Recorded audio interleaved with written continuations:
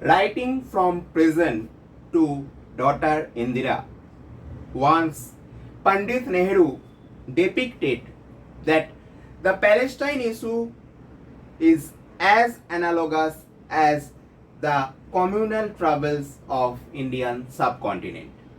Just as the British were employing their divide and rule tactics between Hindus and Muslims to perpetuate their domination over Indian subcontinent, he perceived the English in Palestine pitting Jewish religion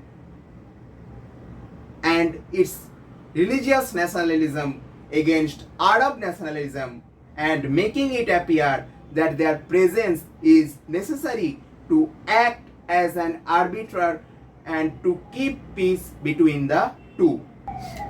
Under Prime Minister Jawaharlal Nehru, India's steadfast, principled support to Palestinian cause continued in its post-independence foreign policy. The intervening 4 decades were marked by Nehruvian idealism and non-alignment movement when India, as a young nation with limited international leverage, searched for its ideological footing and attempted to court the friendship and support of numerous Arab nations of West Asia. One of the key issues that India hoped to get support from Arab countries was their neutrality on Kashmir issue, which Pakistan incessantly cast in the Arab world with pan-Islamic state in order to gain allies. It was Congress Prime Minister Rajiv Gandhi who ended the policy of keeping a distance with Israel. Then P.V. Narasimha Rao followed through by establishing full diplomatic relationship with Israel. Atal Bihari Vajpayee built on the foundation and ended Delhi's reluctance to host Israeli Prime Minister. But the UPA government, under the pressure from the leftists and Congress internal confusion over the Middle East, went back to pious posturing and drawing the veil over deepening security ties with Israel. Present Prime Minister Narendra Modi, in contrast, discarded Delhi's traditional inhibition on acknowledging the growing convergence of interests between India and Israel. He also became the first Prime Minister to set foot on Israeli soil. So hello, today I am going to discuss with India's Palestine policy and India's relation with Israel since the post-independence. How India-Israel ties progressed from Palestine-leaning to a strategic embrace of the Jewish nation, that is Israel. The evolution of India's Palestine policy goes back to the pre-independence days, right up to Balfour Declaration of 1917. Balfour Declaration of 1917 was a public statement issued by the British government during World War I, announcing support for the establishment of a national home for the Jewish people in Palestine, then a part of Ottoman region with only a minority Jewish population of 3 to 5% there. The first modern political ties between India and Arab world were forged over a common opposition of British imperialism when Palestinians were looked upon by Indian nationalists as fellow brothers in bondage. The Zionists were seen in the Indian perspective as European people who went wrong by relying on imperialist powers to set up an exclusive and theocratic state in West Asia at the expense of Palestinian Arabs. Let's look at Mahatma Gandhi's views on the Palestinians. Palestine belongs to the Arabs in the same sense that England belongs to English or France belongs to the French, as Mahatma Gandhi wrote in Harijan on November 26, 1938. But he also had sympathies for the Zionist people. My sympathies are all with Jews. They have been untouchable of Christianity. The parallel between their treatment by Christians and their treatment of untouchables by Hindus is very close.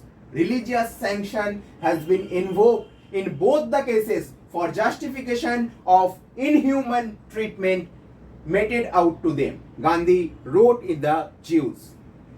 He also wrote that German persecution of Jews seemed to have no parallel and history. And Gandhi had sympathies for that persecution under Adolf Hitler and expressed his concern with Britain's policy of placating Adolf Hitler at that time before World War II broke out. The Mahatma declared for the cause of humanity and to prevent the persecution of Jewish people. Even a war with Germany would be completely justified.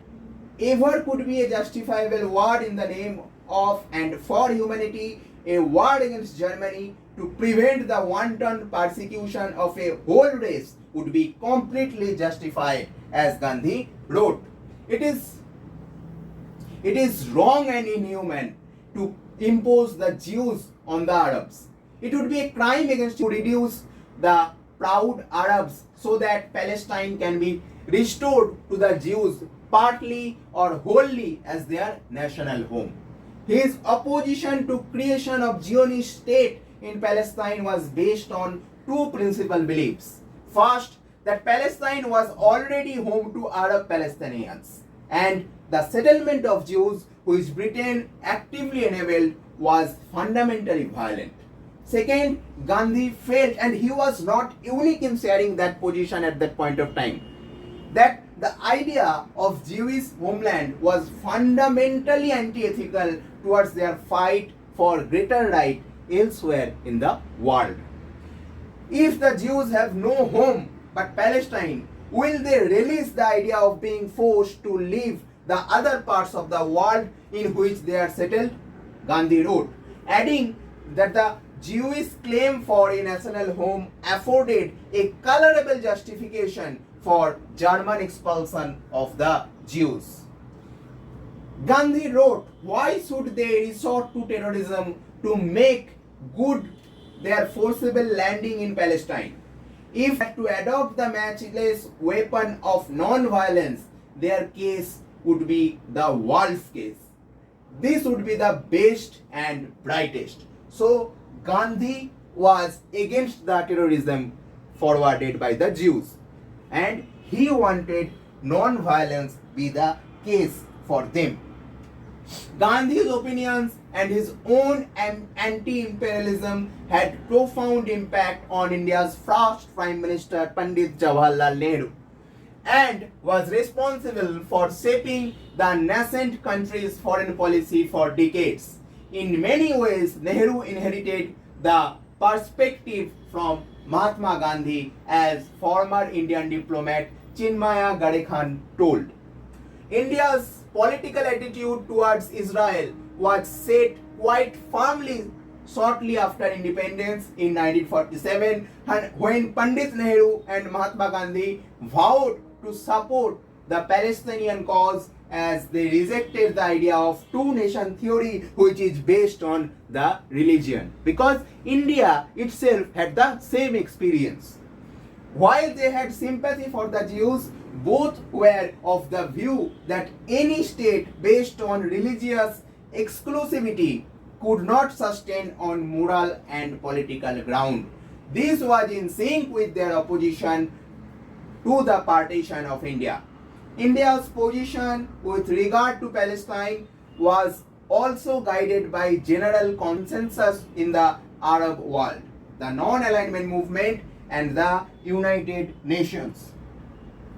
India was one of the 11 members of the UN Special Committee on Palestine set up in May 1947 to report to the UN General Assembly when Britain handed over its mandate responsibility.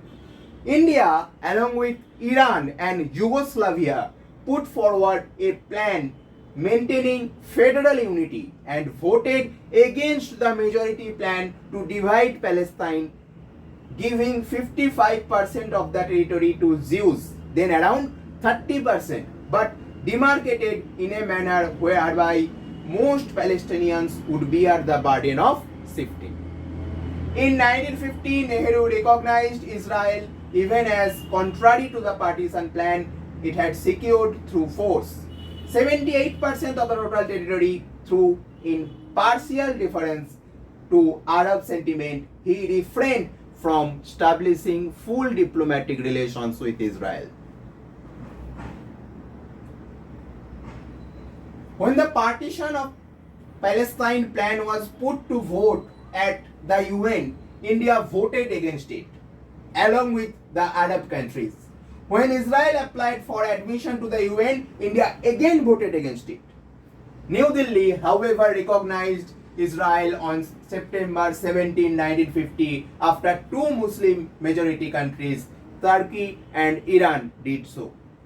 In 1953, Israel was allowed to open a consulate in Mumbai, but no diplomatic presence was granted in New Delhi.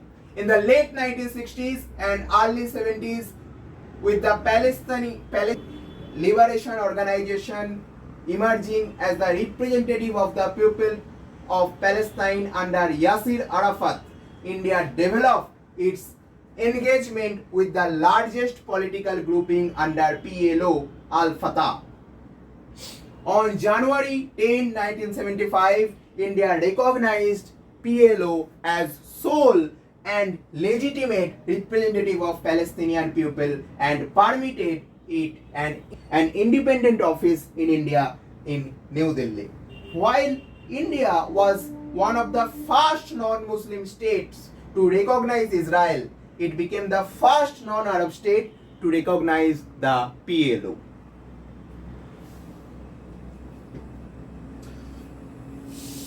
In 1974-75, when PLO and its leader Yasser Arafat were vilified as being a terrorist, India vigorously supported its bid for an observer status within the UN General Assembly's deliberations over Palestine and became recognized the PLO as the sole and legitimate representative of the Palestinian people, which I have already mentioned.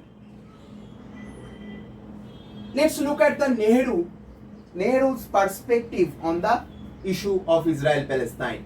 The USSR was the first country to give de jure recognition to Israel 3 days after its declaration of independent statehood on May 14, 1948.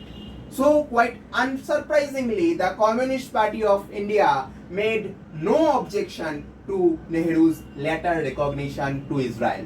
There was further evidence of Nehru's sympathy for Zionist Israel.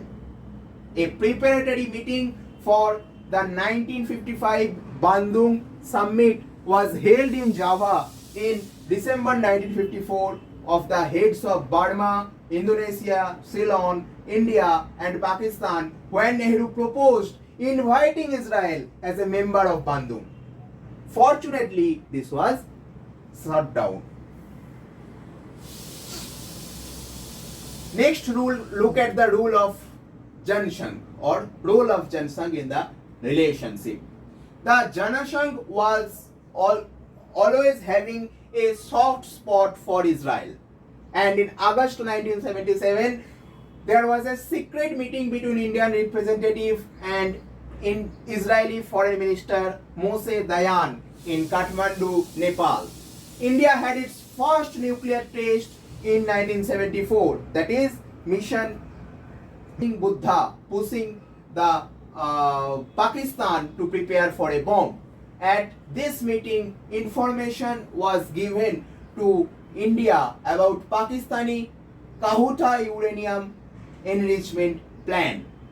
There have always been rumors about Israel that offered help to carry out a bomb attack on Kahuta, but confirmation or otherwise of this will have to wait for future release of secret documentation.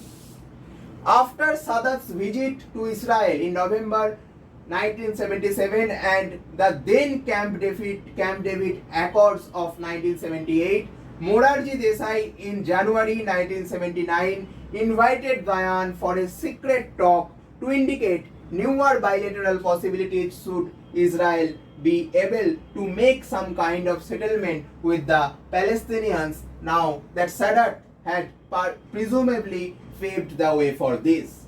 The Sadat's overtures had been widely denounced by Palestinians was another matter. In 1980, when Indira Gandhi returned to power with thumping majority, she continued her support to Palestinian struggle. India upgraded the PLO office to that of an embassy endowed with all diplomatic immunities and privileges. Arafat became a frequent visitor to Delhi through the early 80s, and the relationship between India and Palestine strengthened. In March 1983, when NAM summit took place in India, it came up with a strong statement of solidarity for Palestine. In April 1984, Prime Minister Indira Gandhi visited Arafat's headquarters in Tunis after a state visit to Libya.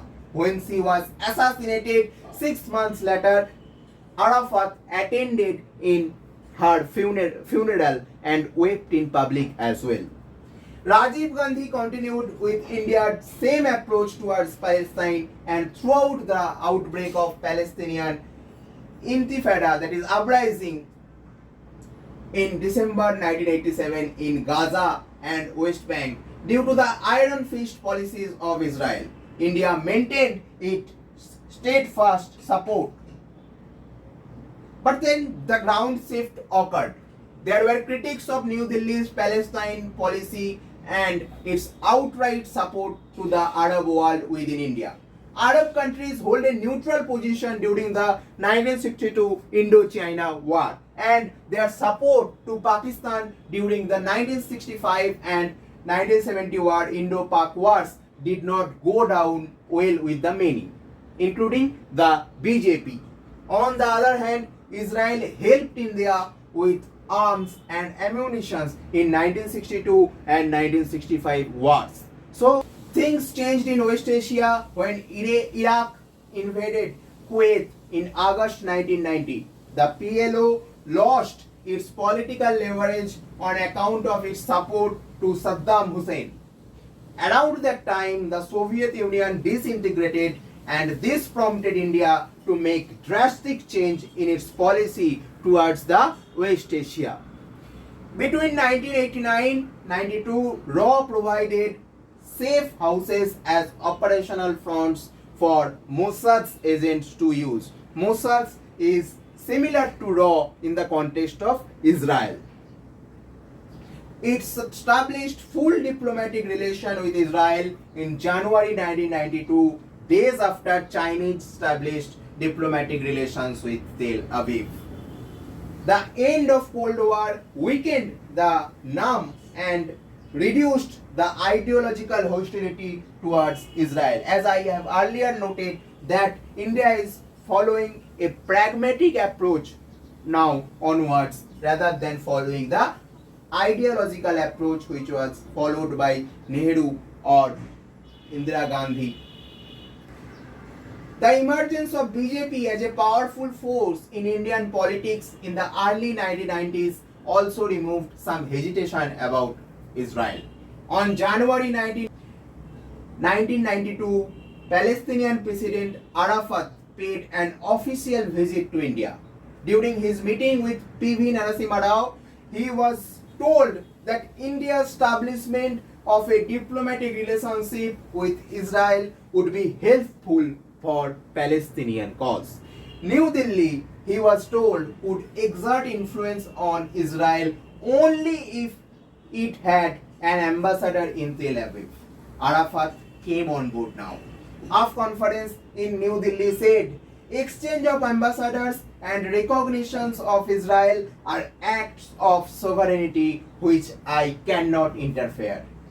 I respect any choice of the Indian government. So he became influenced by the Indian government at this point of time. The establishment of full diplomatic ties with Israel came in specially handy during the Kargil conflict with Pakistan in 1999. The Indian Air Force desperately needed precision target bombs as Pakistani intruders were hiding in caves and bunkers atop mountains in Kargil. The Indian Air Force reached out to their Israeli counterparts who wasted no time then. They are understood to have dug into their emergency stockpiles and shipped the weapons to India, which proved to be decisive in the hour of need. After this, the Vajpayee government sent Foreign Minister Jaswant Singh for the first bilateral visit in 2000. Home Minister L.K. Advani visited Israel in the summer of 2000, followed by more high-profile visit. After the arrival of Narendra Modi, there has been much more visibility to this relationship between India and Israel. During Modi's visit to Israel in 2017, the first prime ministerial visit, he skipped the customary stop at Palestine, which was the norm with previous ministerial visits. That is, India followed a hyphenation policy. However, had been quite careful about setting up this visit. South Bloc made sure that the Prime Minister visited Saudi Arabia, Iran, Qatar and UAE, all regional rivals of Israel, between 2014 and 2017, before the trip to Israel. New Delhi hosted Palestinian President Mahmoud Abbas in May 2017. In all public pronouncements, South Bloc officials maintained India's position on its support towards the Palestinian cause. Regardless, however, India in December 2017 voted against the United States decision in the UN to recognize Jerusalem as the capital of Israel. India voted against it. Modi later visited Palestine in February 2018 but did not visit Israel, achieving a complete dehyphenation of these ties between Israel and Palestine. In January 2018, Israel Prime Minister Benjamin Netanyahu, who is also the current Prime Minister, joined PM Modi at Teen Murti Chowk in the heart of New Delhi to pay homage to Indian soldiers who fell in the Battle of Haifa in Israel a century ago. I will discuss the Battle of Haifa in the next slide. The chowk was renamed as Teen Murti Haifa Chowk. Its three statues commemorating the heroism of lancers from Jodhpur, Mysore and Hyderabad who were part of the Imperial Service Cavalry Brigade and had distinguished themselves in the Sinai and Palestine campaign during World War I. So, the Indian soldiers' contribution in Third Battle of Gaza. 10 months before Haifa, the Lancer and Gurkha riflemen had played a key role in another battle fought south of Haifa in a land hugging the same Mediterranean coastline. The Third Battle of Gaza in November 1917 became the turning point in the Palestine campaign. The Indians fought alongside the Empire forces against the Ottoman under German General Kreis von Kressenstein and the Yildirim army group led by Erich von Falkenhayn, who had been the Prussian Minister of War and Chief of the German General Staff. This Ottoman unit contained elements of German-Asia Corps. The Imperial Service Cavalry Brigade cut through Gaza and advanced up to the northeast end of the Gaza Strip, that is Gaza Patti, what India calls today. Intense maneuvers and engagements later, the Ottoman forces retreated. So India helped in that part. Okay? Indian soldiers helped in that point. Indians called Gaza Strip as the Gaza Patti, and it is just that, a silver land between Israel and Egypt. Its west, home to more than 20 lakh Palestinians in an area barely 365 square kilometer in size, one of the most densely populated regions in the planet.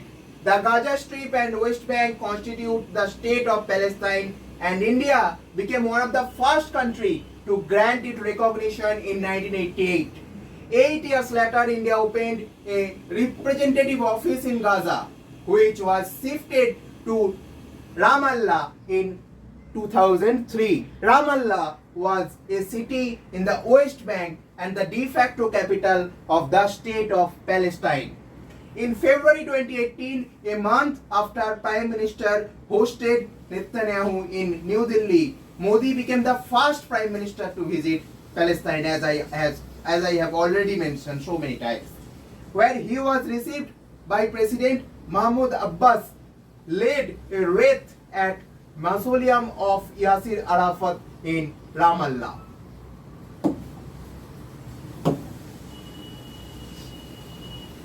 Now let's look at the conclusion. Let's conclude our discussion that what happened in the past decade. In the last decade or so, ties have deepened in security, in defense and connectivity with Israel. But that also happened with the partners of West Asia, like Saudi Arabia, like Egypt, like Qatar and Iran. The Indian strategic approach to engage with all sides in the complex West Asian region is born out of necessity. The 90 lakh strong Indian community in the region and connectivity to West Asia and Europe. Crucially, more than 50% of India's energy imports are sourced from West Asia only. The spate of horrifying surprise attacks over the weekend puts India in a diplomatic tight spot now. That is, I am saying about the missile attack over Israel by the Hamas. This is because the current hostility tests the Abraham Accords and the efforts towards reapproachment between Saudi Arabia and Israel, which held the promise of reshaping age-old fault lines in the Middle East. India was hoping to reap the dividends of newfound peace in the region, but then the war between Israel and Hamas broke out. So, here I want to conclude my discussion. Keep yourself mentally and physically fit. Thank you for attending my session. Bye bye.